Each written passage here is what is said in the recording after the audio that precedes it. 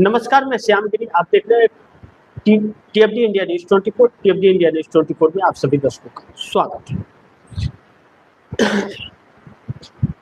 NDA गठबंधन में दरार फिर बढ़ने लगा है और एक असमंजस वाली परिस्थिति और टकराव के कई सारे कारण भी सामने आ रहे हैं और लगातार यह चीजें चल रही हैं। कहते हैं कि ज्यादा दिन तक किसी चीज को दबाया नहीं जाता, निकल करके बाहर आ जाती है। वह सब चीजें हो रही हैं और मोदी सरकार में 4 इस्तीफे जो हुए, उस इस्तीफे ने मोदी सरकार में हड़कंप मचा दिया और एनडीए गठबंधन के अंदर भी एक हड़कंप से परिस्थिति ला करके खड़ा कर दिया। सवाल यह है कि यह बड़े बड़े अधिकारी जो छोड़ के जा रहे हैं सरकार को, कोई भी अधिकारी सचिव स्तर पर अगर पहुंच जाता है तो वह छोड़ के जल्दी जाता नहीं है नौकरी पे, और समय रहते इस्तीफा देकर के जाना, यानी कि कुछ तो बहुत गड़बड़ चल रहा है सरकार के अंदर जो बाहर नहीं आता। लेकिन एक और बड़ी महत्वपूर्ण बिंदु यह है कि सुबह मैंने आप दर्शकों को अपने कार्यक्रम में एक बात कही कि अमित शाह को लेकर, कि जो पूरी सरकार को इस वक्त कंट्रोल अमित शाह कर रहे हैं, इन बातों में सच्चाइयां 100% आती हुई नजर आ रही है।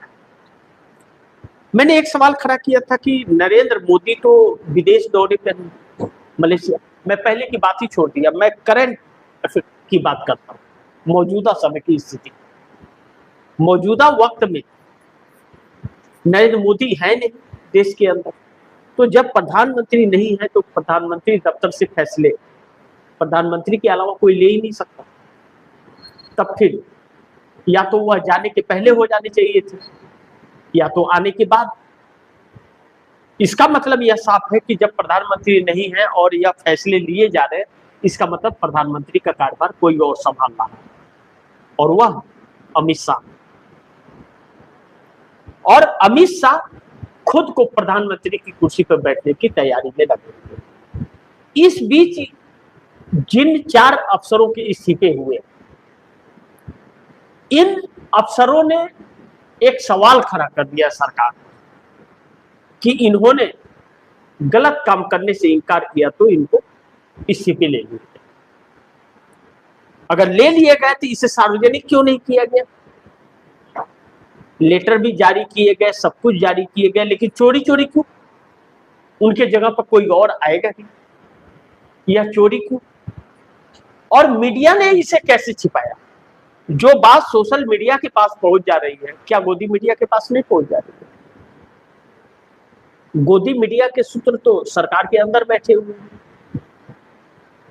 लेकिन इस वक्त नेटवर्क गोदी मीडिया से ज्यादा सोशल मीडिया का है, या फिर गोदी मीडिया जानबूझकर इसे छिपा रहा है। ऐसे में एनडीए गठबंधन के अंदर भी सब कुछ ठीक ठाक नहीं है। जैसे मंत्रालय में सब ठीक नहीं चल रहा है, वैसे इधर भी नहीं चल रहा है। चूंकि इस वक्त मोदी सरकार जो बुरी तरह से फंसी है और मोदी के यह इस्तीफे जो हुए हैं, मंत्रालय में जो इस्तीफे हुए हैं पर्यावरण मंत्रालय के अंदर, सरकार में कुछ तो गड़बड़ है। बगैर गड़बड़ के तो इस्तीफा नहीं हो सकता। लेकिन नीतीश कुमार बैठक कर रहे हैं, संजय झा जो कार्यकारी अध्यक्ष है उनकी पार्टी के, उनको बुलाया गया।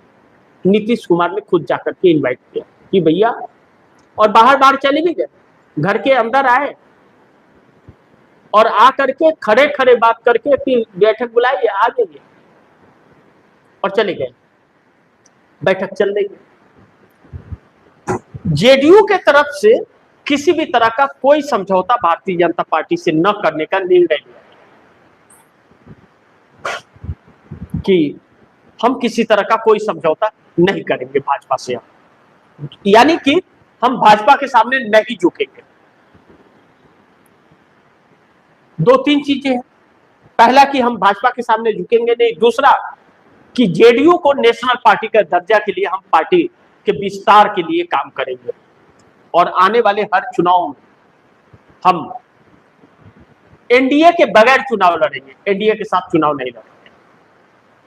यह फैसला नीतीश ने कर दिया कि किसी भी चुनाव में भारतीय जनता पार्टी से गठबंधन नहीं होगा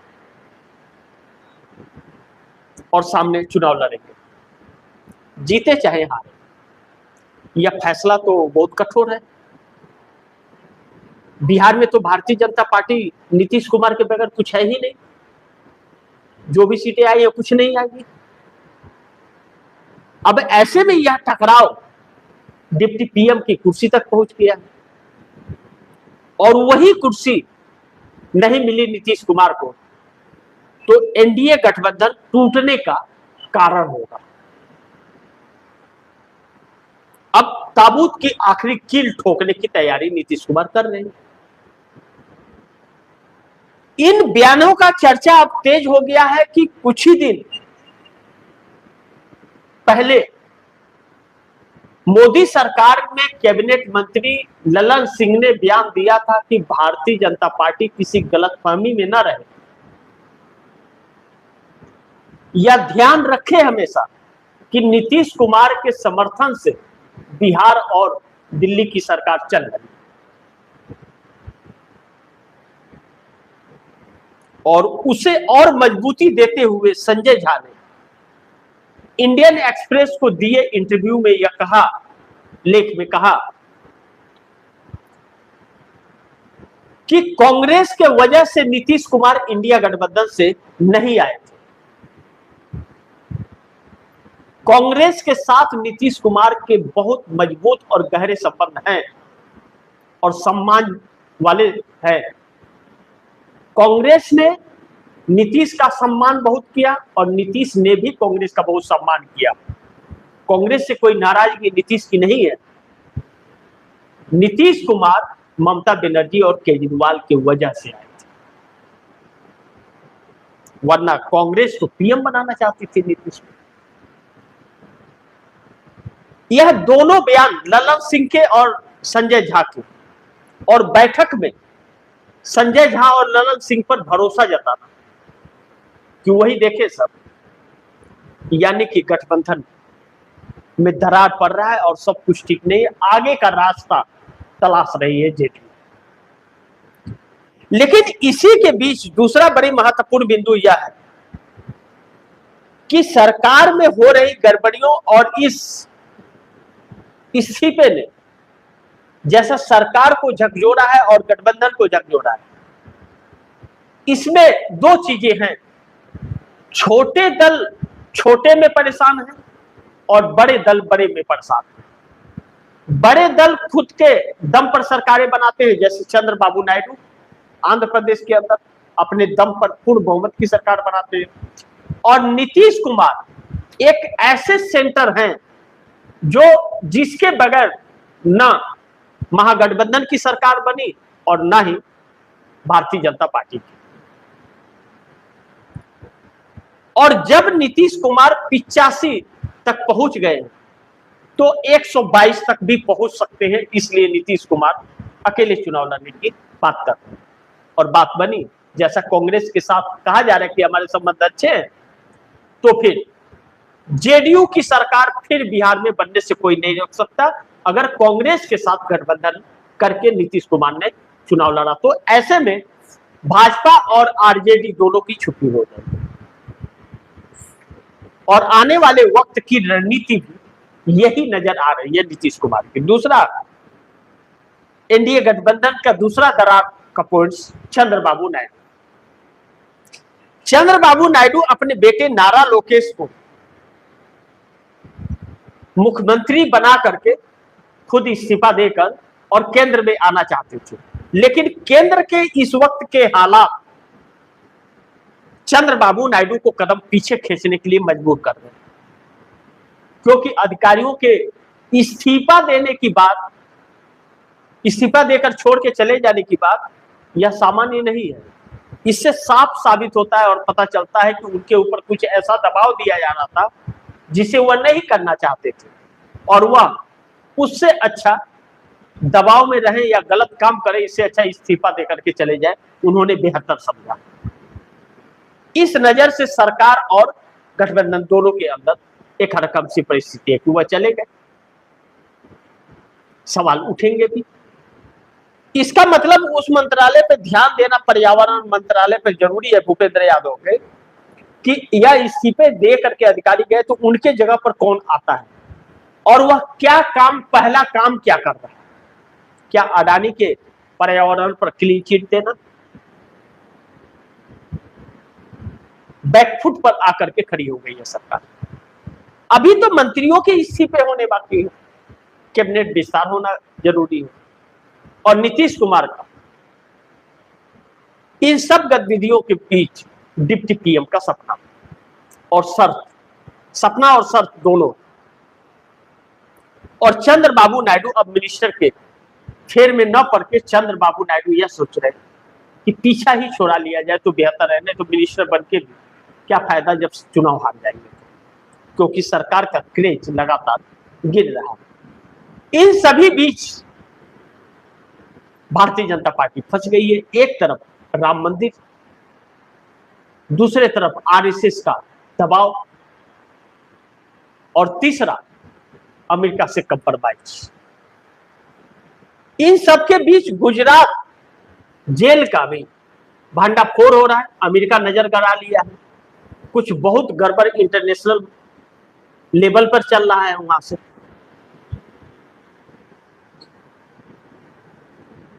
बहुत सारे तथ्य और सबूत देश के सामने आ रहे हैं, और अमेरिका के सामने मोदी ढीकी बिल्ली बन जाते हैं। यह एक ऐसा सवाल है जो हर किसी को झकझोर रहा है। अब ऐसे में एनडीए गठबंधन कब तक रहेगा? और दूसरा बड़ी महत्वपूर्ण बिंदु की ममता बनर्जी के बागी गुट के 3 सांसदों ने इस्तीफा दे दिया। आनंद फानंद में अमित शाह बंगाल जा रहे हैं, सारा खेल ही खराब हो जाएगा। इस्तीफा दे दिया तो फिर संकट पैदा हो जाएगा, संस्था चली जाएगी। अब यह मोदी को और अमित शाह को बेचैन कर रहा है, और जिस तरह से घमासान बागी गुट के अंदर 20 सांसदों में मचा है जाने के बाद एनडीए में, उससे नरेंद्र मोदी और अमित शाह का दोनों का सपना टूटेगा। मोदी का अपने आप को बचाने का सपना, बिल पास नहीं करा पाएंगे 3 बिल पार्लियामेंट के अंदर, डिलिमिटेशन, 1 नेशन 1 इलेक्शन और मुख्यमंत्रियों को जेल में डालने का, और अमित शाह प्रधानमंत्री नहीं बन पाएंगे। अब ऐसे में मोदी के लिए एक नई मुसीबत आकर के खड़ी हो गई है, जो आने वाले वक्त में बहुत संकट पैदा कर सकता है। दूसरा बड़ी महत्वपूर्ण है कि एनडीए के साथ साथ भारतीय जनता पार्टी के अंदर जिस तरह से परिस्थितियां बदल रही हैं, और निर्मला सीतारमण, हरदीप सिंह पुरी, राजनाथ सिंह, नितिन गडकरी, धर्मेंद्र प्रधान, इनके इस्तीफे की जब से बात चल रही है, तो नितिन गडकरी और राजनाथ सिंह, यह दो जो हैं,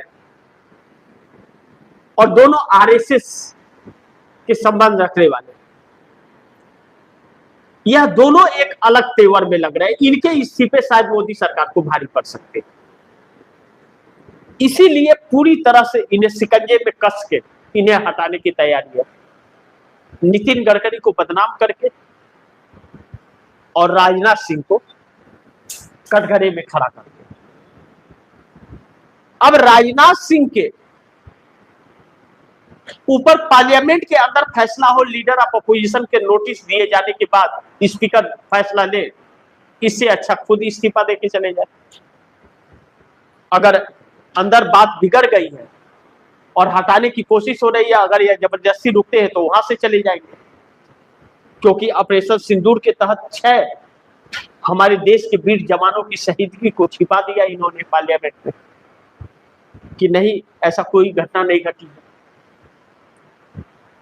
और नितिन गडकरी एथेनॉल और सड़क घोटाले में बुरी तरह से जकड़ रहे हैं। उनके बेटे ही जो 24 और 25 के फाइनेंशियल ईयर में 17 करोड़ रुपया कमाई थी कंपनी की, 25 और 26 में 500 कुछ करोड़ रुपए की कमाई हो गई, 500 गुना बढ़ गई।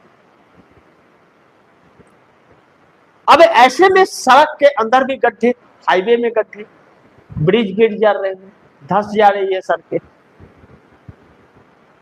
कहां दुबई जा रहे थे रोड बनाने, कहां देसी में भंडाफोड़ हो गया। दुबई के प्रिंस बुला रहे थे, मोदी जी से कह रहे थे 6 महीने के लिए इंपोर्ट कर दो गडकरी को, दुबई को बना दे। और भारत में ही गड्ढा हो गया, तो दुबई में तो कुआं हो जाता, सड़क में से ही तेल निकलने लगता, तो वह फंस रहे हैं। हालांकि गडकरी ही इसके गुनाहगार नहीं है केवल, पास तो प्राइम मिनिस्टर ने आखिरी क्षण में किया और उसे प्रोड्यूस हरदीप सिंह पुरी पेट्रोलियम मंत्री ने किया। नितिन गडकरी तो परिवहन मंत्री है,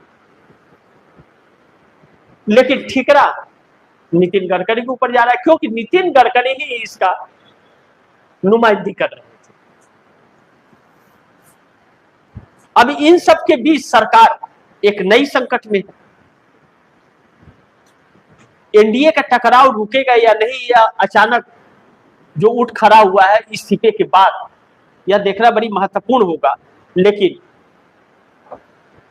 मोदी के अफसरों के इस्तीफे ने यह साबित कर दिया है कि सरकार में सब कुछ ठीक नहीं है, और एक हरकम सी परिस्थिति है कि अगला नंबर किसका। बाकी आप दर्शक क्या सोचते हैं, आप दर्शकों की क्या राय है, क्या सुझाव है, कमेंट बॉक्स में जरूर दीजिएगा।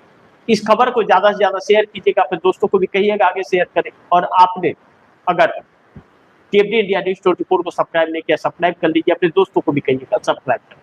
मिलते हैं अगली खबर के साथ, तब तक के लिए नमस्कार।